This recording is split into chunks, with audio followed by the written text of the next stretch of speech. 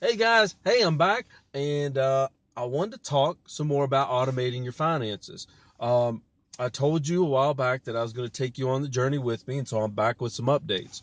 Um, Everything seems to be going according to plan. Everything's worked out perfectly. This is my third month now, and again, at the first of the month, all my bills were paid out of my bill pay checking account where I was having all the money transferred every week. If for y'all that haven't been listening, automating our finances is about taking a portion of every paycheck. If you get paid four times a month, then you take one fourth of every bill that you have that's regular and transfer it to we call a bill pay checking account. And then you have your bills automatically withdrawn from that checking account on the first of every month. Okay. And so everything's been working great. Fantastic. Um, and honestly, look, I'm a big fan of budgets and I will always do one and I will always be on here preaching. I don't know what that is, but anyways, I will always be on here preaching that we should all have one. But I'm gonna tell you, man, automating my finances in this way has really, really changed the way I do my budget now. Um, because I've kind of lumped all of my regular payments into one category, and it's my regular bills, you know.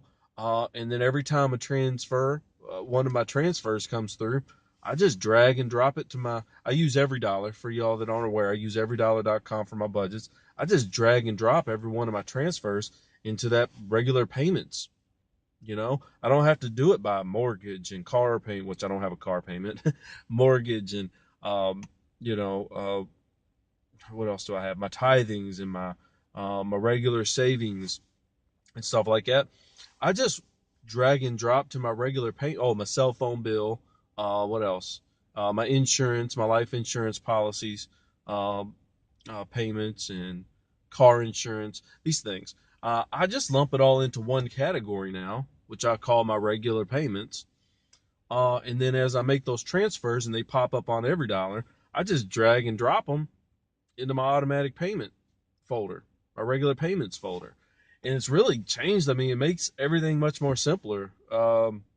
So, I know I don't have a whole lot of meat and potatoes today, but, if I don't want to be here saying after 3 months that if you ain't automating your finances, you're making the wrong move. But it kind of feels that way. Like automating your finances really simplifies your day to day interaction with your finances. I think the most important thing to be understood here is that when you automate your finances, it eliminates, it takes your willpower out of the equation to an extent. In other words, if we leave it up to us and our willpower, ultimately over the long term, I just have a hard time seeing us succeeding. Like this stuff needs to be automated. In other words, the money we put towards our Roth IRAs, our 401ks, that stuff needs to be automated because there's too many temptations to take that money and spend it elsewhere. If it's not done before we get our paycheck in the evening, there's a good possibility that eventually you're going to start dipping into that money. For one reason or another, we find excuses to spend money, right? I mean, we all know this. This isn't new to any of us. So automating our finances allows that stuff to be taken care of before we even see our paycheck. We get paid on Fridays, or if you don't, maybe you get paid on Thursdays, whatever days you get paid on. Have that stuff automatically transferred to specific accounts that you've earmarked for those at the beginning of right as you get paid. So that way, by the time you get home and you see your account, that stuff's already transferred. It's already taken care of. It's already accounted for. And you know that your life goals and your family goals, your financial goals are taken care of before you even get a hold of your check that evening. So, it's working out fantastically for me. I really hope that you guys get to the drawing board and maybe start taking the first step. If you want to take the first step, I'm going to give it to you right now. Make it very, very simple. In the next week, I would say the next 2 days, today on lunch break, go to your bank and open up a second checking account. Just go to your bank and open a second checking account. After you do that, you can do the rest from your desk. I mean, you can do the rest from your house at your desk. So go to the bank, open up a second checking account. come back. If you have to listen to some of these videos, that's fine. That's what they're here for. I want to help you guys. Just set up the checking account. It's just that first step. Remember, we talked about showing up. Just show up. Just go set up a checking account. Okay?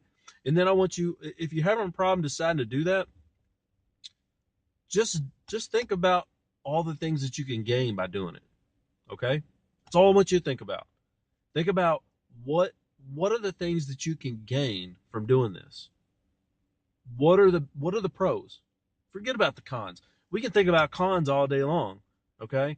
I mean, we spend our lives thinking about all the reasons why we shouldn't do something. I just want you to focus on why should you? Why should you? So think that over, guys. Everybody have a great day. God bless.